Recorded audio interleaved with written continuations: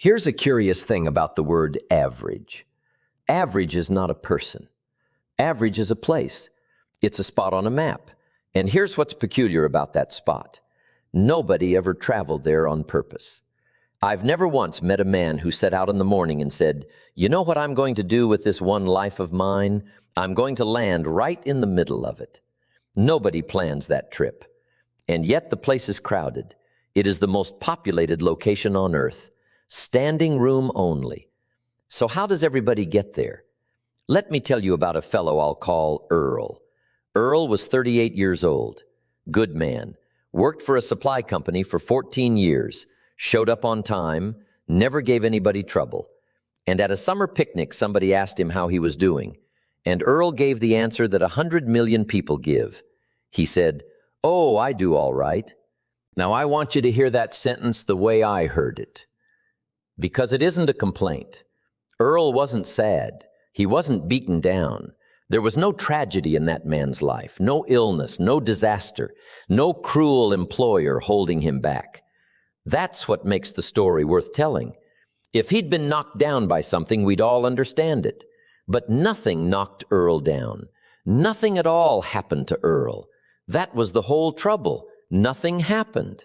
14 years, and he had read no books and learned no new skill and asked for no new responsibility and saved no serious money and made no plan. Not out of laziness, Earl worked hard. He worked hard. He just never worked on Earl. He gave the company 40 hours a week for 14 years and gave himself about 20 minutes. And here's the line I can't forget, the one he said at the end. He looked out across that yard and he said, "I guess I'm just an average guy." No, sir, you are not an average guy. You arrived at average. There's a world of difference between those two, and the difference is going to take us the next half hour to unpack. Because average is not a description of your capacity. It's a description of your location, and a location can be left. You know this feeling. I don't have to sell it to you. There's a version of that picnic in your own life. Some moment when somebody asked how it was going, and you heard yourself giving the small answer, the modest answer, the one that closes the subject. And a part of you, walking to the car afterward, thought, "That's not the whole story about me. That's not everything I've got." And you were right. It never is. So let me ask you the question this whole talk is built on.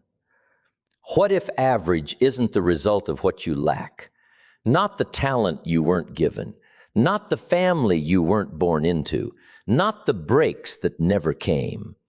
What if average is simply the result of what happens to a human life when nothing is done to it on purpose? Because if that's true, and I intend to show you it's true, then the ladder out is a great deal shorter than you've been led to believe. It's not a mountain. It's about 4 inches. 4 inches a day for a few years in a direction almost nobody bothers to walk. Here's what I know. Average is not the punishment for doing something wrong. Average is the reward for doing nothing in particular. That's the piece almost everybody has backwards. People go through life imagining they were sentenced, that somewhere along the line there was a judgment, a bad break, a door that closed. And so they wait for a corresponding event to lift them out. A promotion, a windfall, a discovery, somebody noticing. But nothing put them there. Gravity put them there. Average is downhill, and downhill requires no effort whatsoever. You just stop pushing, and the ground does the rest. Let me show you how it works, because it is remarkably ordinary. A man decides at 25 that he'll read more. Fine intention, genuine. And that year he reads 2 books. Not 400, not 40, 2. And nothing bad happens to him. That's the important part. Nothing bad happens. Nobody calls. No bill arrives. There is no penalty, none at all, for the 400 pages a man doesn't read this year. And so at 26, he reads 2. And at 27, 1. And by 35, he is reading none. And here's what he'll tell you at that picnic. "I'm not much of a reader. as though it were a fact about his eyes. Meanwhile, and here's the mathematics that runs everything, down the street there's a fellow reading a half hour a day. A half hour. That's 10 books a year, and 10 books is a very modest year. 20 years of that is 200 books, and 200 books is not an advantage, my friend. That is a different mind. That is not a man who got a break.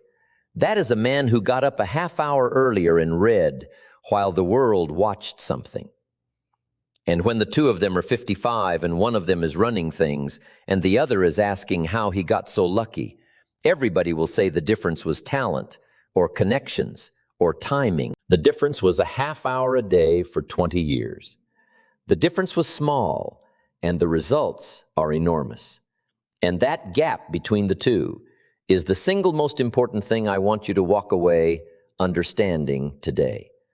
Watch the same law work in the small things, because the small things are where it does its business. The apple and the candy bar. Somebody says, come on, one candy bar in the afternoon, does that really matter? And here's the honest answer. No, it doesn't. One candy bar has never harmed a living soul.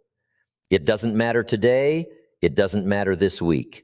It doesn't matter this month. But it isn't one candy bar, is it? It's a decision about candy bars, and a decision runs for years. And an apple isn't one apple. It's a decision about apples.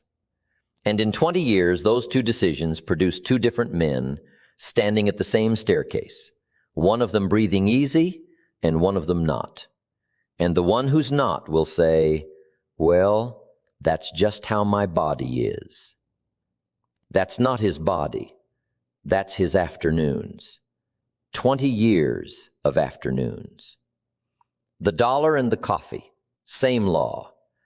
$10 a week set aside is not going to change a life this month.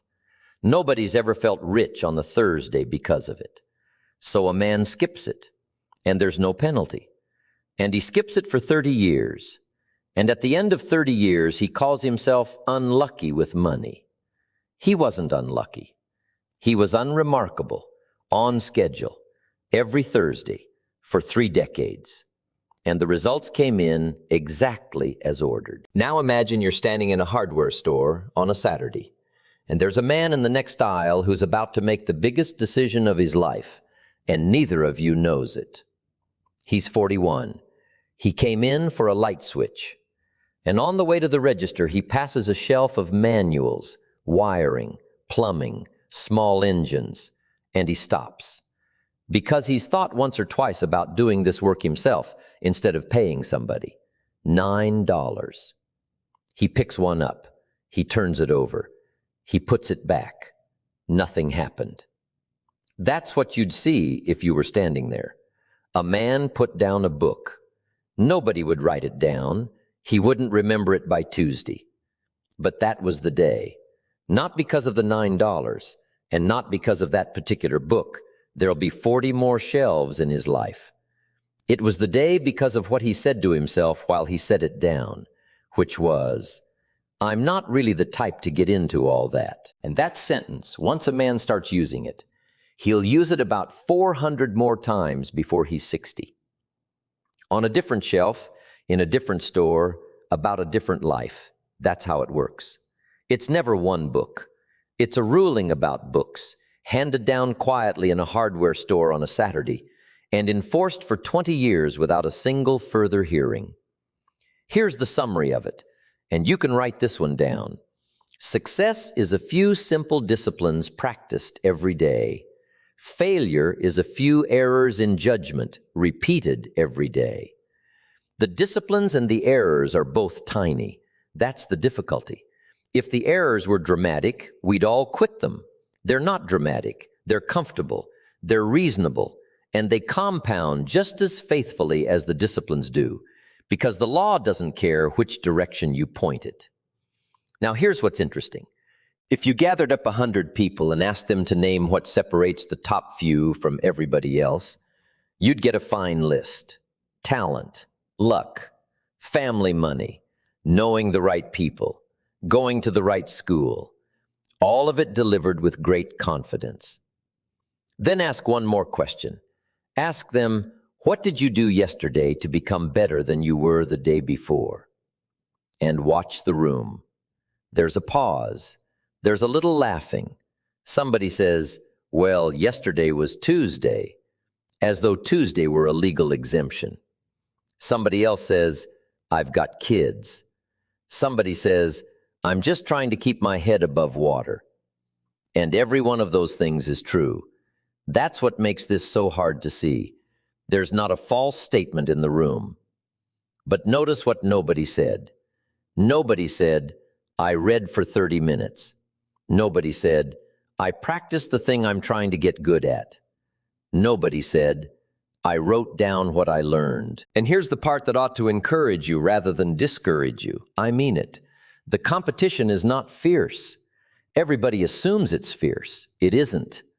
In 100 people, you might find 3 who are working on themselves on an ordinary Tuesday with nobody watching. 3. That's the field. That's who you're up against for the good life. You do not have to beat the world. You have to beat the 97 people who aren't playing. Now think about a time when you were the exception. Everybody's had one. Some stretch, 6 weeks, a season, 1 year of your life where you were sharp, where you were up early and you were reading something, and you were the one people came to. Maybe it was a job you cared about. Maybe it was school or a sport or the first year of a marriage or the months after somebody said something to you that lit a fire. Remember how you felt during that stretch. Not proud exactly, awake, like the day had some weight in your hand. Now here's the question, and take your time with it. What ended it? Because I'll bet you a good deal of money it wasn't a catastrophe. Almost nobody's good stretch is ended by a catastrophe. What ended it was that the season changed, and you never rebuilt the habit for the new season. The job changed, or the baby came, or you moved, and the thing you were doing didn't fit the new shape of the week, and instead of resizing it, you set it down. Just for now, just until things settle. And here's why this matters more than anything else I could tell you about your capacity. You have already proven you can do this. You're not a person who's never been above average. You're a person who was, and then got busy, and never scheduled the return. That's not a character flaw. That's a maintenance problem. And a maintenance problem has a solution. Now stop for a moment. Really hear this next part because it's the one that stings a little, and the ones that sting are usually the ones that pay. The reason average feels like fate is that everyone around you is confirming it. Look at where you spend your hours. Look at the 5 or 6 people you talk to most, at work, at home, on the phone, in the evening. Now ask yourself an uncomfortable question. Is anybody in that group going anywhere? I don't mean are they good people. That's a separate question, and most of them are wonderful people, and I'm not asking you to think less of anybody. I'm asking you something narrower and more practical. In that circle, when somebody starts a night course, what's the reaction? When somebody puts down the drink and picks up a book, what does the table say? Because here's what I've observed, and it's one of the most reliable things I know. You become the average of the 5 people you spend the most time with. Not sometimes, nearly always. Your income tends to land near theirs. Your habits drift toward theirs. Your standards for what's a normal amount of ambition, a normal amount of reading, a normal Saturday, get set by that table, and you didn't vote on any of it. That's why average feels like fate, because average is enforced, not with cruelty, with comfort, with the warm hand on the shoulder that says, "Oh, don't work so hard, you'll wear yourself out," with, "Who do you think you are?" with the joke that gets made every time you try something. But here's what most people don't realize about that circle. And this is the fresh part. You don't have to leave anybody. That's the mistake people make when they first hear this. They think it means abandoning their friends, and it doesn't, and I wouldn't ask you to. You have 3 moves available, and only 3, and all of them are kind. You can disassociate, And that's for a small number of people who are genuinely pulling you down, and you already know their names, and there's usually not more than one or two. You can limit, and this is the big one, the one almost nobody uses. Some people you give 3 hours, give them 30 minutes, same warmth, less time. You'd be amazed what your life does when you take 4 hours a week away from a conversation that goes nowhere and hand those 4 hours to a book. And you can expand. You can add people who are ahead of you, not in person necessarily, through what they've written, what they've recorded, what they've taught. A man who reads a great biography has spent the week with somebody remarkable. And the average moves, and it moves in the direction he chose. And here's the last thing about that circle, and then we'll move on. The crowd never charges you. That's what makes it so expensive. If drifting cost you something on Friday, if there were a bill, a fee, a fine of $9 every week you didn't get better, every man in this country would be a scholar. But there's no bill, there's no penalty for the year you didn't grow. You get the same paycheck, the same seat, the same friendly hello in the parking lot. The universe does not send a notice. The notice comes at 52. It comes all at once, and it's for the whole amount. And by then, a man's got no way to pay it except with regret. And regret is the most expensive currency there is, because you buy nothing with it. You just spend it. So the discipline weighs ounces, and the regret weighs tons. That's the trade you're being offered every single day. And almost everybody takes the ounces of comfort and the tons of regret, because the ounces are due today and the tons are due later. And later is a place most people are convinced they'll never actually have to visit. Let me tell you about a woman I'll call June, because I want you to see the whole thing at full length. It's the most common story in the world, and almost nobody notices it happening. June was 34. Bookkeeper at a lumber yard, 11 years.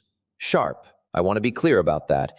She was quicker than most of the people above her, and everybody there knew it. And she had this idea that one day she'd handle the books for several businesses of her own. Not a fantasy. A perfectly reasonable ambition for a woman with her ability. Now watch how the 11 years went, because there's no villain in this, and that's the point. Year 1, she was going to take the certification. She got the catalog. The course ran Tuesday nights, and Tuesday was the night her sister came over, and it seemed a shame to lose that. So she thought, next year. And here's what you must understand. She was right. It would have been a shame. Her sister mattered. That was not a foolish decision. Year 3, she thought about asking for the accounts nobody wanted, the messy ones, because messy accounts teach you things. But the fellow doing them had been there 20 years and might take it wrong, and she didn't want to make waves. Reasonable. Kind, even. Year 6, somebody left and her workload doubled, and she said, once things settle down, things did not settle down. Things never settle down. In 11 years, the water never once got calm, and it isn't going to, not for her, not for you, not for anybody. The calm week is a rumor. Year 9, she noticed a younger woman had passed her. And here's what she felt, and it's the most human feeling there is. A little sting, and then a story to soothe the sting. She's got no kids. She's got more time. Somebody's helping her. Year 11, at a family dinner, June said the sentence.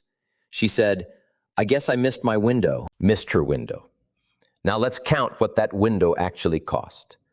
That certification was 120 hours. 120.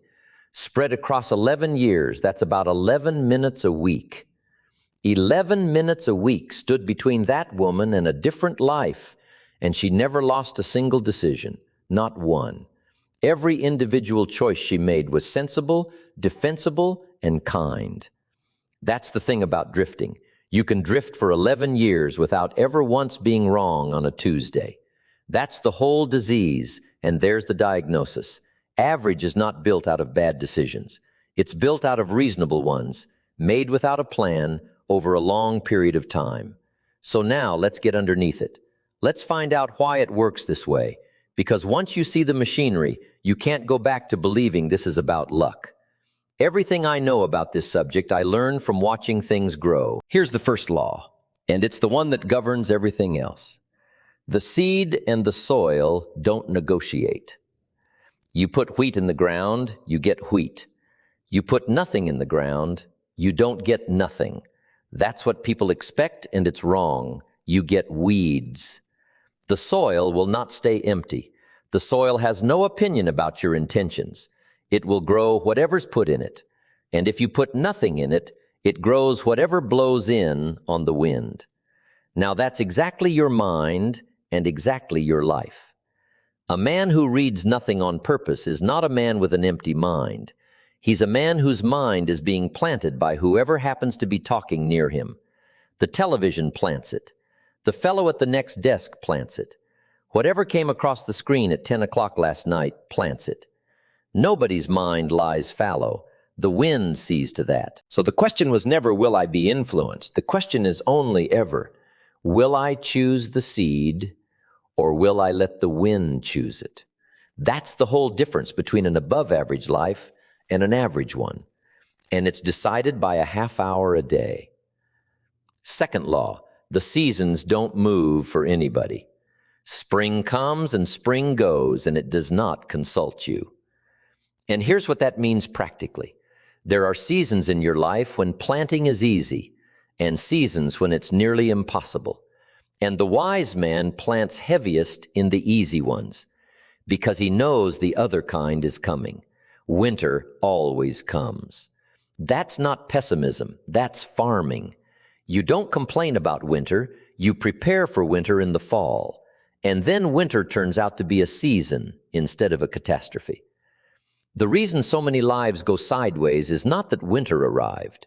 Winter arrives for everybody.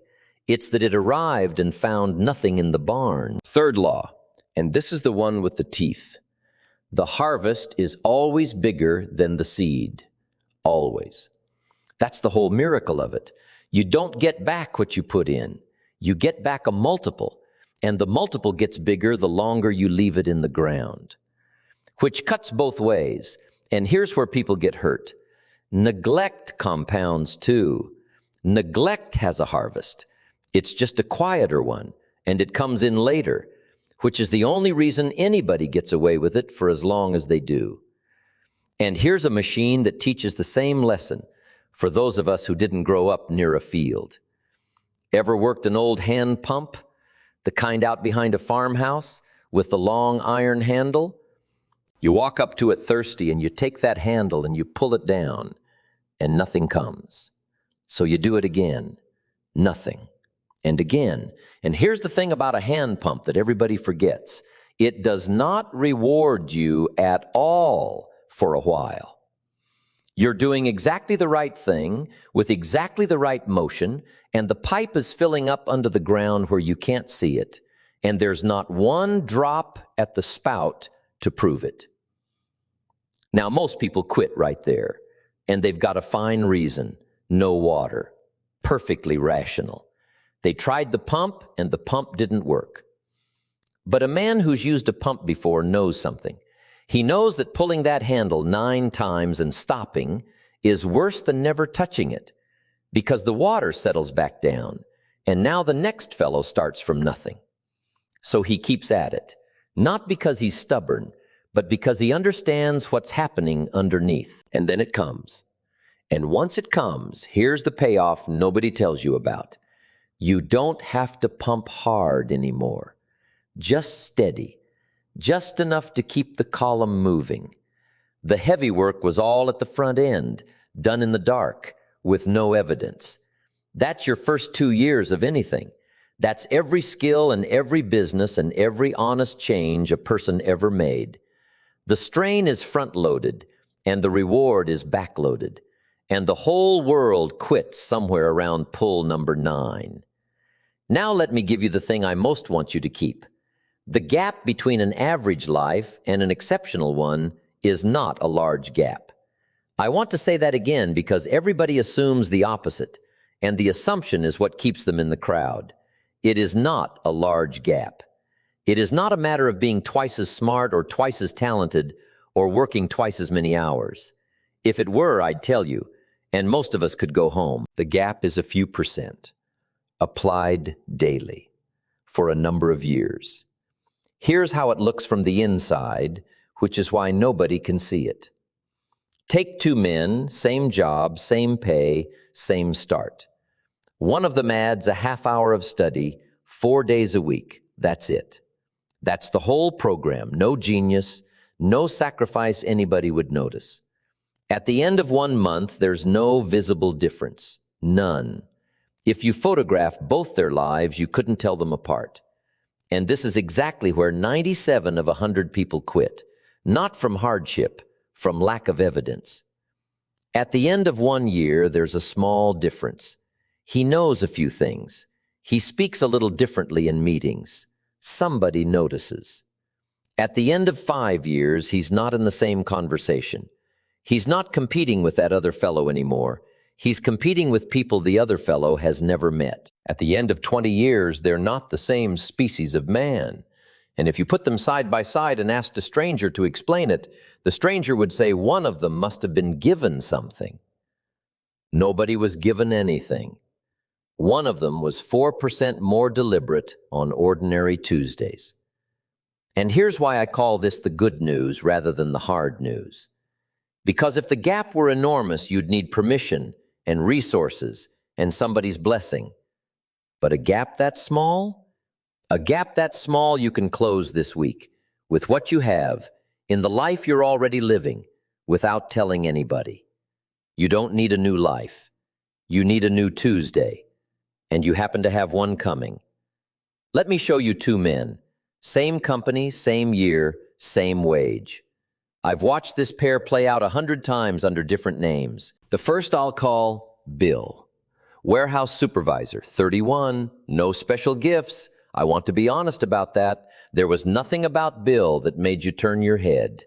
Average schooling, average speaking. What Bill had was one habit, and he got it from a fellow who told him something at a company dinner that he never got over. Work harder on yourself than you do on your job. Bill didn't understand it that night. He understood it about 6 months later. So he did this. He kept a small notebook in his shirt pocket, and every time he learned something, how a supplier priced a thing, why a shipment went wrong, a phrase somebody used that worked, he wrote it down. 2, 3 lines. That's the whole discipline. And he read 45 minutes before bed, most nights, not all. Now, nothing happened for a year and a half. I want you to hear that, because everybody wants the story where it turns around by Thanksgiving. Nothing happened. He was still the warehouse supervisor, and the notebook was still just a notebook. Then, at about the 2-year mark, he started being the man in the room who knew the answer. Not the smartest man, the one who'd written it down. And that's a different thing entirely, and it gets noticed fast. By 38, he was running the operation. By 45, he owned 2 of them. And the men he started with said, Bill had gotten lucky. They said it kindly. They meant it. They had watched him fill that notebook for 15 years, and they still called it luck. And I've never gotten over that either. Now the second man. I'll call him Frank. Same start, and here's what's important.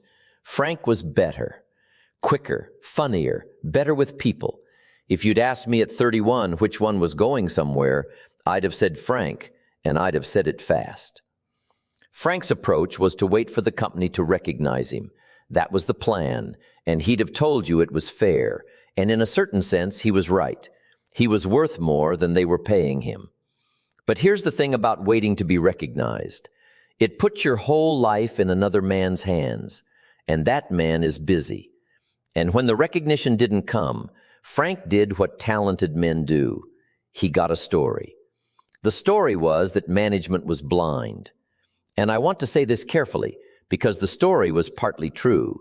Management often is blind, and that's exactly what makes the story so dangerous. A false excuse a man will eventually drop. A true one he'll carry to his grave. 59 now. Still funnier than Bill. Still quicker. Still telling the story, and it's still partly true. And he is exactly where he was at 31, except that the years have been spent. The difference wasn't ability. Bill worked on Bill, and Frank worked on his case. But here's the part nobody talks about. This is the part that changes everything. Why is it so hard? Not the work. The work is a half hour. Why do so few people do a half hour? I'll tell you what I've come to believe. It isn't laziness. I've known too many exhausted people who worked themselves half to death and never got out of the middle to believe it's laziness. It's this. The moment you start improving, you become a comment on everybody who isn't. You don't say a word. You don't have to. You bring the book to lunch, and now somebody at that table feels something they don't like feeling, and that isn't your fault, and there's nothing you can do about it. That's why the joke comes. That's why somebody says, "Look at the professor over here." The joke is not about you. The joke is the sound of a person defending an arrangement he made with himself a long time ago. And the ego, yours, mine, everybody's, hates being seen trying. Have you noticed? A man would rather be seen failing at something he didn't care about than be seen caring about something and failing. Because if you never really try, you get to keep the finest possession the average life offers, and here it is, the belief that you could have.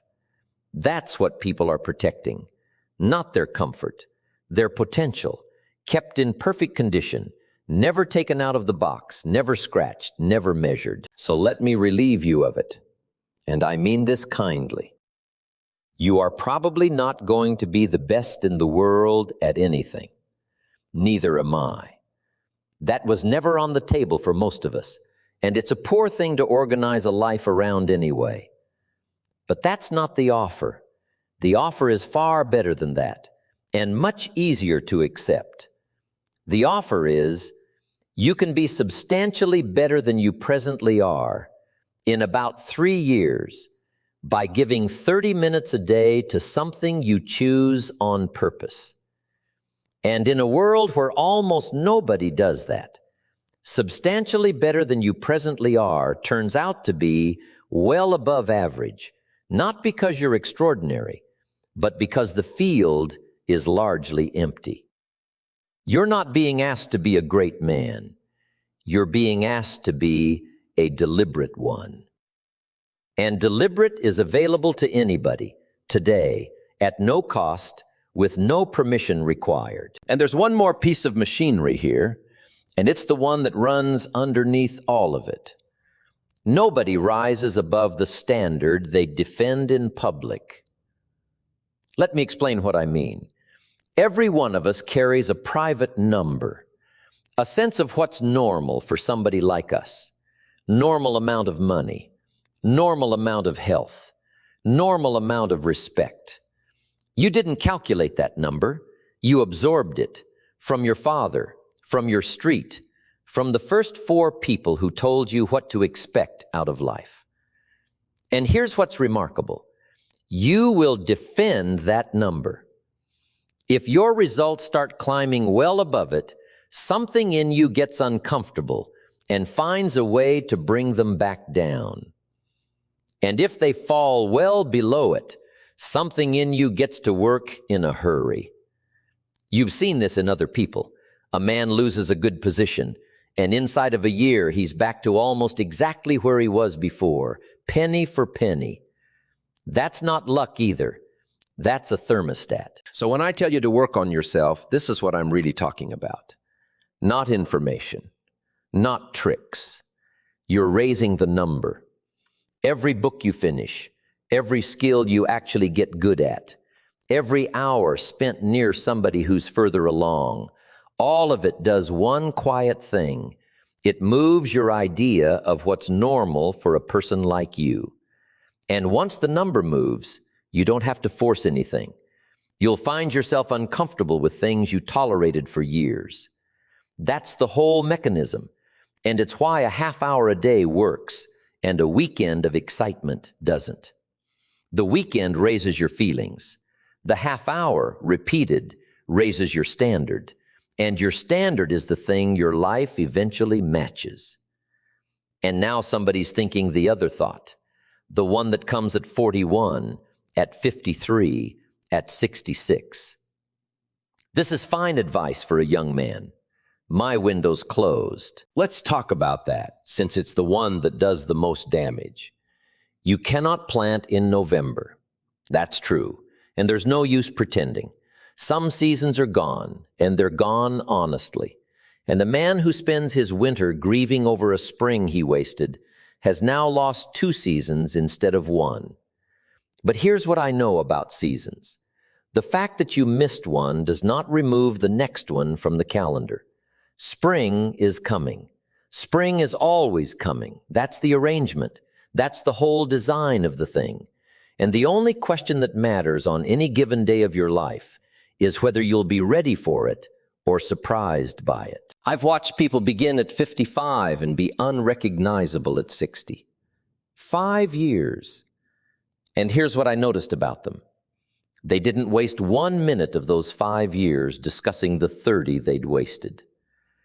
They started with what they had, from where they stood, on a Tuesday. And the law worked for them exactly as fast as it works for a young man, because the law does not check your age. The law only checks whether the seed is in the ground. The best time to plant a tree was 20 years ago. The second best time is this afternoon. And there is nothing at all to be done about the first sentence. All right, enough about how it works. Let's talk about what you do starting today. Here's what I know. The disciplines are few and they are simple. And simple is the problem.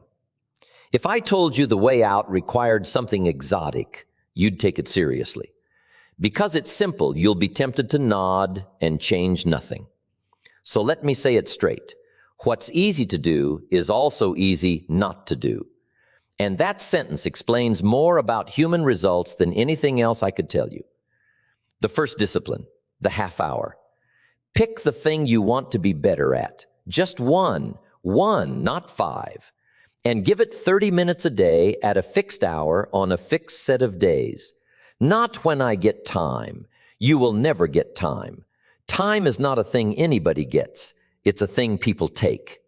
6 in the morning or 9 at night, written on paper, and the same slot every day. Because a discipline with a fixed address gets kept, and a discipline that floats gets lost. And set the number low enough to survive a bad week. That's the mistake everyone makes. The excited man writes a plan for 2 hours and keeps it 11 days. Write 30 minutes and keep it 11 years. 30 minutes a day is 180 hours a year. Do you know what a serious person can become in 180 hours? Somebody different. And that's if you never once have a good day. The second discipline, keep the journal. 3 lines a night. What I learned today. What I do differently. What I'm going to do tomorrow. That's it. I'm not asking for a memoir. Here's why this one is worth more than it looks. Life is teaching you constantly, all day long, and almost all of it evaporates by morning. A man can have the same lesson 11 times and never learn it once, because it never got caught. The journal catches it. And the second value comes later. In 3 years, you'll read the entry from tonight and see exactly how far you've come. And on the day you feel like nothing's changing, and that day is coming, the record will be the only honest witness you have. Your memory is not a witness. Your memory works for your mood. The third discipline, bring more value to the hour. Here's a truth that most people never get hold of. You don't get paid for the hour. You get paid for the value you bring to the hour. Everybody in that building sells the same 60 minutes. That's why the pay is different. And it's the only reason it's different. So the question is never, how do I get more for my time? That's a question with no answer. The question is, How do I become worth more per hour? And that question has a clear answer, and it's available to anybody. Learn something that makes the hour more valuable. Then do it before anybody asks. Do more than you're paid for. And I know exactly how that sounds in a hard year. And I know how it lands if you've been taken advantage of before. But hear the arithmetic on it. The man who does exactly what he's paid for has nothing to point at when he goes in to ask. He's worth what everybody else is worth, and everybody knows it. The man who's been doing more for 18 months walks into that same room with something in his hand, and if they won't have it, somebody down the road will, and he's got somewhere to go. That's not generosity. And I'm not asking you to be a saint about it. It's the same thing as putting hay in the barn in August. Nobody needs hay in August. You put it there so that in February you've got choices instead of trouble. The fourth discipline, choose the association on purpose. Take a sheet of paper tonight and write down the 5 people you spend the most time with. Just the names. Nobody has to see it. Now go down that list and ask one question about each. Is this person's direction where I want to end up in 10 years? Not, are they good? Not, do I love them? Direction only. And then, carefully, kindly, make one adjustment. Not 5, 1.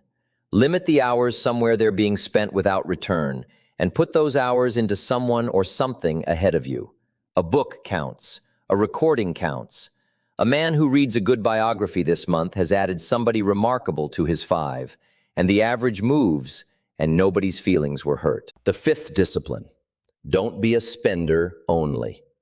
Set aside a percentage, any percentage. I'm not going to tell you the number, and the number matters far less than the habit. $10 a week for a man who's never done it is worth more than 1,000 for a man who does it by accident. Because here's what saving actually buys you, and it isn't money, it's choices. A man with nothing set aside has to take the first offer that comes along. He can't wait for a good one. He can't leave a bad job or turn down a bad deal or take a risk that would pay off. He isn't poor, exactly. He's cornered. And every additional month of expenses in the bank is one more inch of room to stand up in. The sixth discipline, measure something. Pick one number and watch it. Books finished this year, pounds, dollars set aside, customers called, hours practiced. One number written where you can see it. Here's why. Feelings about progress are worthless. I'd go further. They're actively misleading. On a good day, you'll feel like you're transforming, and you'll have done almost nothing. On a bad day, you'll feel like a failure, and the record will show you've kept it 11 weeks running. Anybody who navigates by how it feels is going to end up somewhere he didn't intend. And the number does something else that nothing else can do. It makes the invisible visible during the lag. In month 2, when nothing has happened yet, and you're wondering whether any of this is real, the number is the one thing that can tell you the truth. 9 books, 41 sessions. That's not encouragement, that's evidence. And evidence will carry a man through a season that encouragement can't. The seventh discipline, review on a schedule. 1 hour, once a week, same time. Sit down with the journal and the calendar and ask 3 questions. Did I keep the half hour? What did I actually learn? What's the one thing for next week? And once a year, a longer one. Not a resolution, a review. Resolutions are wishes with a date on them. A review is a man reading his own record, and there's no self-deception that survives a written record. Now somebody's saying, that's all fine, but I don't have 30 minutes. So here's what you do, starting today, not someday. This is simpler than you think. For the next 3 days, write down where your hours actually go. Every one of them. Not what you meant to do, what happened. Be honest. Nobody's reading it. I'll tell you what you'll find. Because I've watched a great many people run this experiment, and it comes out the same way nearly every time. You'll find 2 hours, sometimes 3. Not hidden in your work. The work is real, and you're tired. and I'm not going to pretend otherwise. You'll find them in the edges. 20 minutes in the morning that goes nowhere, 40 at lunch, an hour and a half in the evening that you couldn't describe to anybody the following day if your life depended on it. That's not a scolding. Everybody's got those hours, including me. The point is only this: you don't have a time problem, you have a priority problem. And that's much better news, because a time problem can't be solved, and a priority can be changed on a Tuesday afternoon by a man with a pen. Take 30 minutes out of the edges. Leave the rest of your life exactly as it is. That's the entire ask. And here's the last one. The objection nobody says out loud. I've started before, it didn't stick. Well, of course it didn't. You started with a mood in January, at a size no ordinary man could sustain, with nobody to answer to, and no record, and no fixed hour. It didn't fail because you're incapable. It failed because it was built like a snowman in April. So build it differently this time. Small enough that a bad week can't kill it. Fixed enough that you don't have to decide. Written down so it isn't a rumor. And measured so that in 90 days you have proof instead of a feeling. And then, this is the part I want you to be ready for.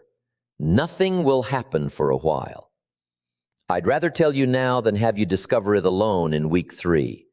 There is a lag between the planting and the harvest, and it is the most uncomfortable stretch in the whole business, and it is exactly where the 97 turn back. Not because it's hard, because it's quiet. The man who understands seasons doesn't dig up the seed in June to see how it's coming along. He's not more patient than everybody else. He just knows something they don't. The work is already done, and the ground is doing the rest of it without him.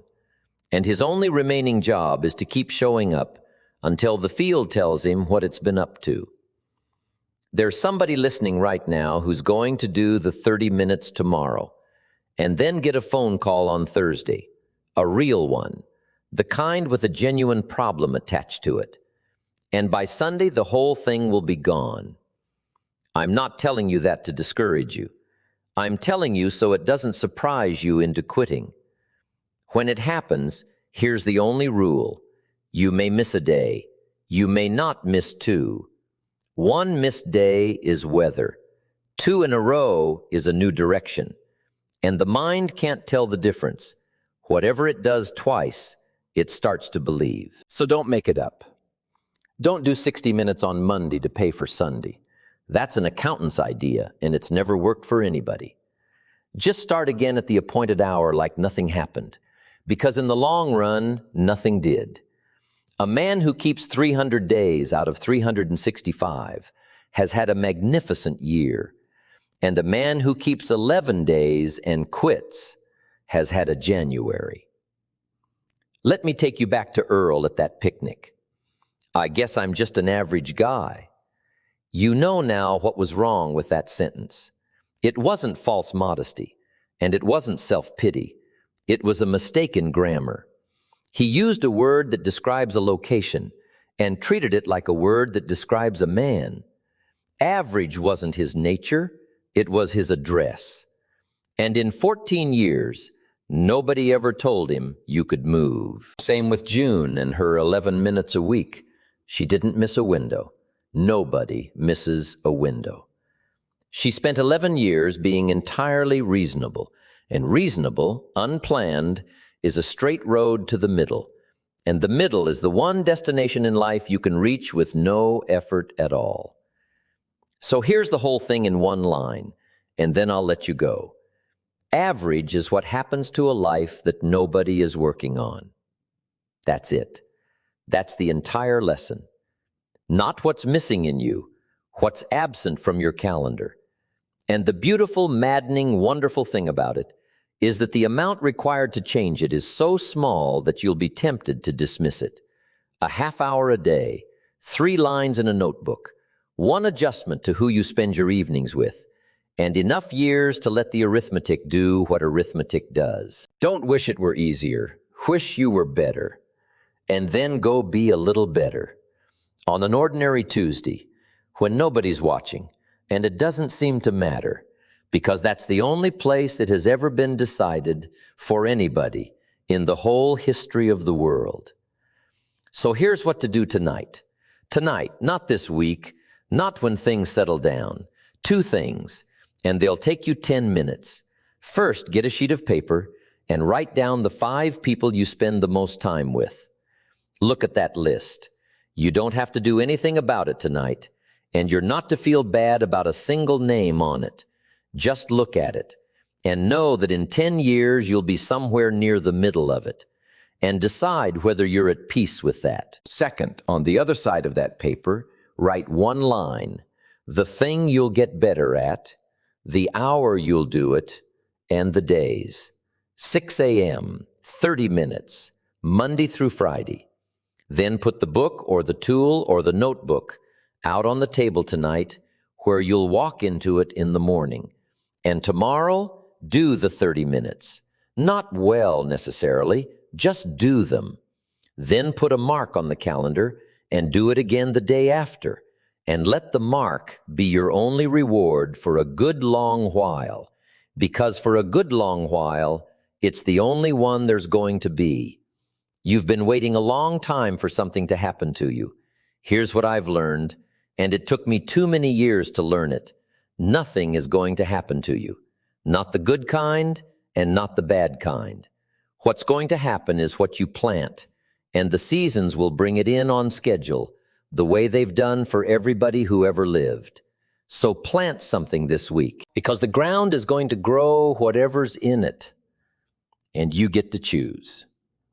And you get to choose today. And you'll never in your life get a better offer than that.